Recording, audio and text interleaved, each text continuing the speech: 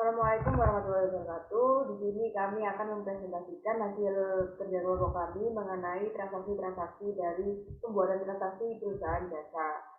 Nah, perusahaan jasa adalah perusahaan yang menawarkan suatu tindakan yang tidak berwujud dan tidak menyebabkan perpindahan kepemilikan. Nah, ada banyak sekali jenis perusahaan jasa. Di sini kami mengambil jenis perusahaan jasa profesi konsultan. Sama dengan jenis perusahaan lainnya, perusahaan jasa juga harus membuat laporan keuangan. Seperti yang kita ketahui, untuk membuat laporan keuangan, maka kita harus mengetahui siklus akuntansi pada perusahaan jasa agar laporan keuangan yang dihasilkan baik dan benar. Nah, langsung saja kami akan menjelaskan langkah pertama dalam siklus akuntansi, yaitu mengidentifikasi dan menganalisis persamaan dasar akuntansi, yaitu aktiva sama dengan kewajiban ekuitas. Nah, berikut ini adalah transaksi-transaksi perusahaan konsultan Grab Terang Pak Mas Fadin periode bulan Juli 2021 yang akan dijelaskan oleh teman saya. Baik, di sini saya akan menjelaskan tentang persamaan dasar akuntansi konsultan gelap terang. Konsultan gelap terang adalah perusahaan jasa yang dimiliki dan dioperasikan oleh Mas Mat Fadin.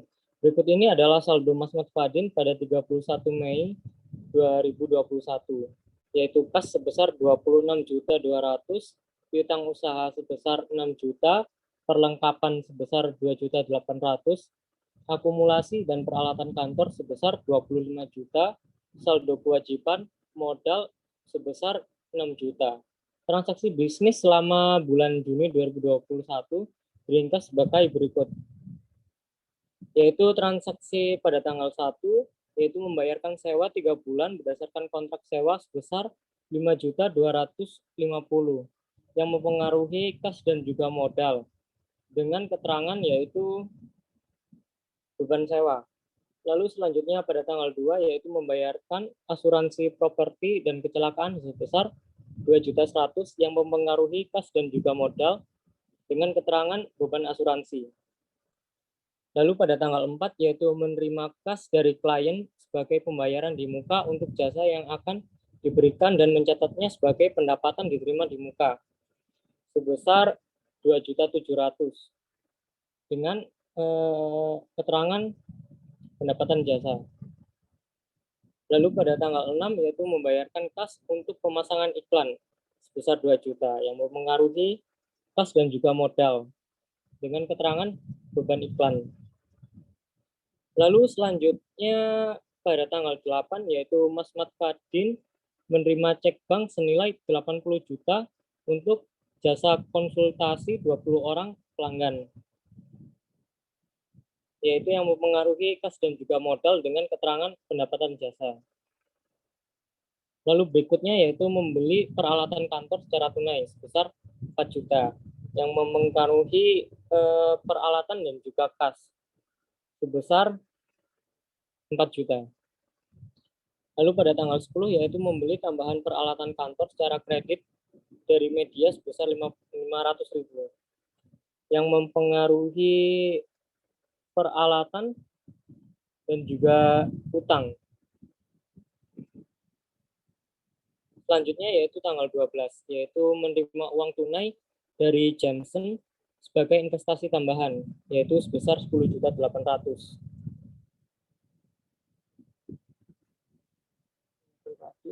Dengan keterangan setoran investasi. Lalu selanjutnya pada tanggal 14, yaitu membayar utang peralatan kepada data media sebesar 200.000 yang mempengaruhi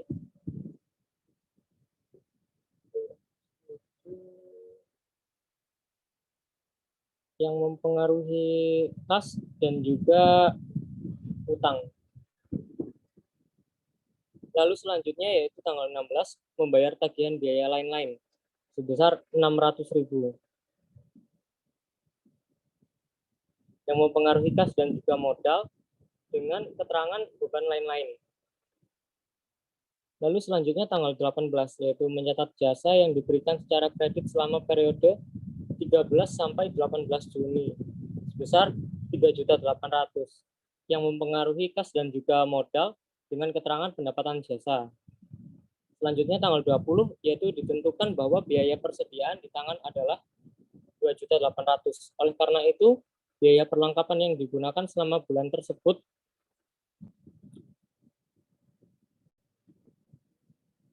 adalah 500.000.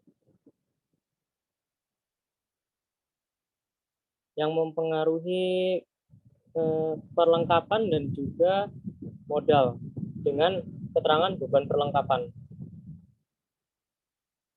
Lalu pada tanggal 22 yaitu membayar tagihan listrik bulan Juni sebesar 400.000. Yang mempengaruhi kas dan juga modal dengan keterangan biaya beban listrik. Lalu pada tanggal 24 yaitu Mas Mat Fadin menarik uang sebesar 1 juta untuk keperluan pribadi yang mempengaruhi kas dan juga modal dengan keterangan price. Lalu pada tanggal 26 yaitu membayar gaji resepsionis paruh waktu untuk 2 minggu sebesar 800.000 yang mempengaruhi kas dan juga modal dengan keterangan beban gaji. Lalu pada tanggal 28 yaitu menerima kas dari klien atas pelunasan piutang sebesar 5 juta. Yaitu yang mempengaruhi kas dan juga piutang. Lalu selanjutnya yang terakhir yaitu pada akhir periode akuntansi, peralatan bengkel disusutkan sebesar 5% dari nilai perolehannya, yaitu sebesar 1.470.000 yang mempengaruhi akumulasi penyusutan peralatan dan juga modal dengan keterangan beban penyusutan peralatan. Lalu totalnya adalah sebesar 143.475.000. Lalu selanjutnya akan dijelaskan oleh teman saya, yaitu laporan keuangan. Selanjutnya adalah laporan keuangan, merupakan laporan yang berisi pencatatan uang maupun transaksi yang terjadi dalam perusahaan, baik transaksi pembelian maupun penjualan. Pada laporan keuangan kali ini terjadi pada perusahaan jasa, maka laporan yang perlu dibuat adalah seperti laporan laba rugi. Di sini terdapat akun pendapatan jasa, lalu terdapat akun beban operasi, yaitu beban gaji, beban sewa, beban iklan, beban perlengkapan, beban penyusutan peralatan, beban asuransi, beban listrik, dan juga beban lain-lain. Lalu seluruh beban kita jumlahkan dan dikurangi pendapatan jasa, lalu kita dapat mengetahui laba bersihnya, yaitu sebesar 73.375.000.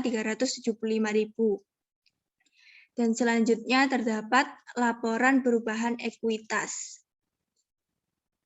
Laporan perubahan likuiditas itu mencatat akun modal awal, lalu kita kurangi oleh akun laba bersih dan juga prive. Maka terdapat nanti kenaikan modal pemiliknya. Lalu kita tambahkan dengan modal awal dan mengetahui modal akhirnya sebesar 132.375.000. Selanjutnya terdapat laporan raca, yaitu mencatat akun-akun pada aktiva dan juga pasiva. Pada aktiva terdapat akun kas, piutang usaha, perlengkapan, peralatan, dan akumulasi penyusutan peralatan. Dengan total aktiva 143.475.000. Dan pada pasiva terdapat akun kewajiban, yaitu utang usaha, ekuitas pemilik, modal Mas Mat Fadin, dengan total pasifanya yaitu 143.475.000. Dan yang terakhir ada laporan arus kas, yaitu mencatat transaksi pada akun kas baik pengeluaran maupun pemasukan kas. Jadi semua ini ada arus kas dari aktivitas operasional, ada pembayaran kas untuk beban dan pada kreditur, ada arus kas dari aktivitas investasi, dan juga ada arus kas dari aktivitas pendanaan. Dan nanti bisa mengetahui arus kas bersih dan saldo kas pada tanggal 31 Juni 2021 sebesar 108.350.000. Selanjutnya adalah jurnal umum.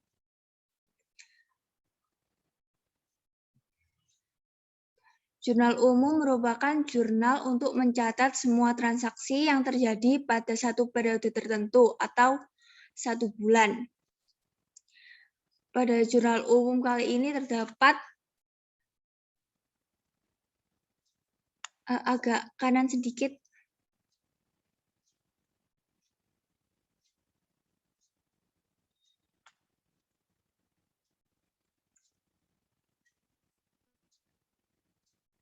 Ya, cukup.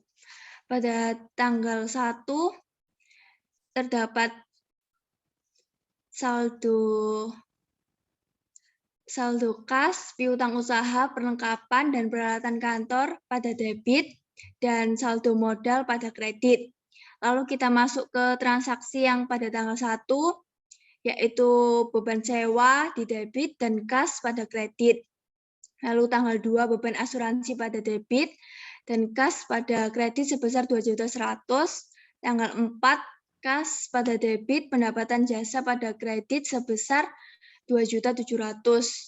Tanggal 6 beban iklan pada debit, kas pada kredit sebesar 2 juta. Tanggal 8 kas pada debit, pendapatan jasa pada kredit sebesar 80 juta. Tanggal 9 peralatan kantor pada debit, kas pada kredit sebesar 4 juta. Tanggal 10 peralatan kantor pada debit, utang usaha pada kredit sebesar 500.000. Tanggal 12 kas pada debit, modal pada kredit sebesar 10.800.000. Tanggal 14 utang usaha pada debit, kas pada kredit sebesar 200.000. Tanggal 16 beban lain-lain pada debit, kas pada kredit sebesar 600.000. Tanggal 18 piutang usaha pada debit, pendapatan jasa pada kredit sebesar 3.800.000. Tanggal 20 beban perlengkapan pada debit, perlengkapan pada kredit sebesar 500.000. Tanggal 22 beban listrik pada debit, kas pada kredit sebesar 400.000. Tanggal 24 prive pada debit, kas pada kredit sebesar 1 juta. Tanggal 26 beban gaji pada debit, kas pada kredit sebesar 800.000. Tanggal 28 kas pada debit, piutang usaha pada kredit sebesar 5 juta. Dan yang terakhir tanggal 30 beban penyusutan peralatan pada debit, akumulasi penyusutan peralatan pada kredit sebesar 1.475.000 dan diperoleh total sebesar 181.125.000. Selanjutnya adalah buku besar, akan dijelaskan oleh teman saya.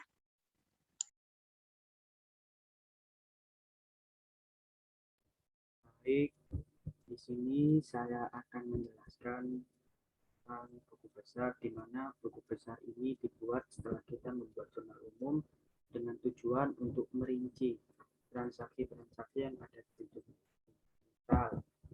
Ini akun kas. Nah, yang terjadi transaksi di jurnal umum kita masukkan ke akun kas seperti saldo, pembayaran sewa, pembayaran asuransi, pembayaran iklan, pendapatan jasa, pembelian peralatan, setoran modal, pelunasan utang usaha, pembayaran lain-lain, pembayaran listrik, prive mas batin, pembayaran gaji, pelunasan utang, dan semua dijumlah dengan hasil 108.350. Kemudian akun piutang usaha. Akun piutang usaha terdapat saldo, menerima pendapatan jasa, pelunasan piutang usaha total 4.800. Kemudian akun perlengkapan. Akun perlengkapan sendiri terdapat saldo dan pemakaian perlengkapan dengan total 2.300.000. Kemudian peralatan kantor. Peralatan kantor sendiri terdiri dari saldo, pembelian peralatan, dan pembelian peralatan yang dengan total 29.500. Kemudian akun akumulasi penyusutan peralatan yang terdiri dari penyusutan peralatan dengan total 1.475. Kemudian utang usaha. sendiri terdapat pembelian peralatan kantor, pelunasan utang usaha dengan total saldo 300. Kemudian akun modal. Akun modal sendiri terdiri dari saldo setoran modal dengan total 70.800. Kemudian akun privat. Akun privat sendiri terdiri dari privat dengan total 1 juta. Kemudian akun pendapatan jasa yang terdiri dari pendapatan jasa dengan total 86.500. Kemudian akun beban gaji yang terdiri dari pembayaran upah dengan total 800.000. Kemudian akun beban sewa yang terdiri dari pembayaran sewa dengan total 5.250.000. Kemudian akun beban iklan yang terdapat pembayaran iklan dengan total 2 juta. Kemudian beban perlengkapan yang terdapat pemakaian perlengkapan dengan total 500.000. Kemudian beban penyusutan peralatan yang terdiri dari penyusutan peralatan dengan total 1.475.000.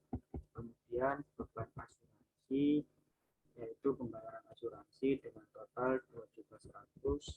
Kemudian beban listrik yang terdiri dari pembayaran listrik dengan total 400.000. Dan yang terakhir beban lain-lain dengan total 600.000. Kemudian selanjutnya neraca saldo yang akan dijelaskan oleh teman saya. Selanjutnya adalah neraca saldo. Nah, neraca saldo ini adalah daftar saldo dari rekening-rekening buku besar tadi. Jadi setiap akun pada buku besar tadi itu dijadikan satu di neraca saldo ini.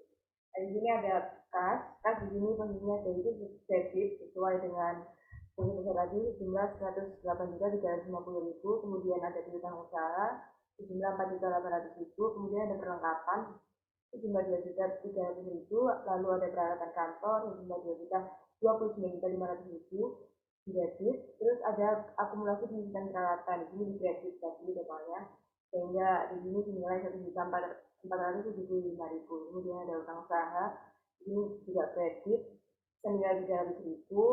Kemudian ada modal di sini terletak di posisi kredit sejumlah 70.800.000. Kemudian ada price atau penarikan dari pemilik perusahaan di sini terletak di debit sesuai dengan bukunya tadi yaitu sejumlah 1 juta. Kemudian ada pendapatan jasa di kredit 86.500.000. Lalu ada beban gaji hingga beban lain-lain yang jika ditotal semuanya nanti terjadi balance debit dan kreditnya sejumlah 159.775.000. Selanjutnya adalah jumlah penyesuaian.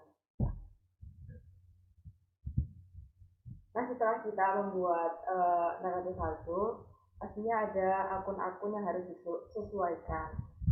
Di sini yang pertama ada data penyesuaian asuransi yang terpakai selama bulan Juni yaitu sejumlah 200.000. Ini otomatis menjadi beban sehingga beban asuransi pada asuransi dibayar di muka sejumlah 200.000. Kemudian ada sisa perlengkapan per 30 Juni sejumlah 2 juta. Nah, di sini ada kesalahan penulisan, seharusnya di sini ada 300.000 karena tidak tahu di sini ada sisa perlengkapan. Seharusnya dalam menghitung beban perlengkapan pada perlengkapan itu saldo dari neraca saldonya perlengkapan sejumlah 2.300.000 tadi dikurangi 2 juta ini sehingga beban perlengkapan pada perlengkapan ini 300.000. Kemudian data penyesuaian yang ketiga yaitu penyusutan peralatan kantor selama bulan Juni ini sejumlah 525.000. Otomatis di sisa penyesuaiannya menjadi beban gaji pada utang gaji sejumlah 120.000. Lalu data yang keempat yaitu gaji resepsionis yang data yang ketiga tadi penyusutan peralatan kantor selama bulan Juni sebesar 525.000 itu di akun penyesuaiannya menjadi beban penyusutan peralatan pada akumulasi penyusutan peralatan sejumlah 525.000. Nah, baru yang keempat ini gaji resepsionis yang terutang per 30 Juni sejumlah 120 juta nanti di jumlah penyesuaiannya menjadi beban gaji pada utang gaji sebesar 120.000. Nah, selanjutnya adalah sewa yang habis terpakai selama bulan Juni yaitu sejumlah 1.500.000. Di sini langsung di penyesuaiannya sejumlah sama 1.500.000 beban sewa pada sewa dibayar di muka. Kemudian yang keenam, pendapatan jasa yang telah dihasilkan tetapi belum dikasih pada 31 Juli sejumlah 1 juta, otomatis dikira penyesuaiannya menjadi piutang usaha pada pendapatan jasa. Jadi sejumlah 1 juta. Nah, selanjutnya yang ke-7 ada iklan yang dibayar adalah untuk 10 kali penerbitan aksi periode dan baru diterbit. Lalu diterbitkan 4 kali sejumlah 1.200.000. Otomatis di sini hitungannya adalah 10 dikurangi 10 dikurangi 4 karena di sini masih 4 kali, yaitu 6 dibagi 10 dikalikan jumlah beban iklan pada neraca saldo sehingga menjadi 1.200.000 dan akhirnya adalah beban iklan pada iklan dibayar di muka. Nah, selanjutnya adalah neraca lajur yang akan dijelaskan oleh teman saya. Ya, selanjutnya saya akan menjelaskan tentang neraca lajur. Neraca lajur adalah suatu lembaran kertas berlajur atau berkolom yang digunakan dalam kegiatan akuntansi secara manual. Kegunaan neraca lajur adalah untuk mempermudah penyusunan laporan keuangan. Di sini yang ada di dalam neraca lajur itu terdapat neraca saldo, lalu ada ayat jurnal penyesuaian, yang ketiga ada neraca saldo disesuaikan, lalu yang keempat ada ikhtisar laba rugi, lalu yang terakhir ada neraca. Berikut ini adalah nama-nama akunnya, ada kas, lalu piutang usaha, perlengkapan, peralatan kantor, akumulasi penyusutan peralatan, utang usaha, modal, prive, pendapatan jasa, beban gaji, beban sewa, beban iklan, beban perlengkapan, beban penyusutan peralatan, beban asuransi, beban listrik, beban lain-lain. Dan ada juga asuransi dibayar di muka, lalu ada utang gaji, dan sewa dibayar di muka, serta iklan dibayar di muka. Untuk neraca saldo sendiri, setelah ditotal semuanya menjadi Rp159.075. Itu debit dan kredit setelah di total. Lalu yang kedua ada ayat jurnal penyesuaian. Totalnya adalah Rp6.545.000 di debit dan kreditnya setelah di total. Lalu neraca saldo yang telah disesuaikan totalnya adalah Rp163.620 juta, baik di debit maupun di kredit. Lalu ada ikhtisar laba rugi yang dimana setelah di total jumlahnya adalah Rp18.670.000. Lalu ada labanya sendiri itu Rp68.830.000 dan total semuanya jumlahnya adalah Rp87.500.000. Lalu di neraca sendiri yang terakhir setelah ditotal hasilnya adalah Rp144.950.000. Ya, Amalia Diva. Baik, setelah membuat jurnal dan laporan keuangan, langkah selanjutnya adalah membuat jurnal penutup.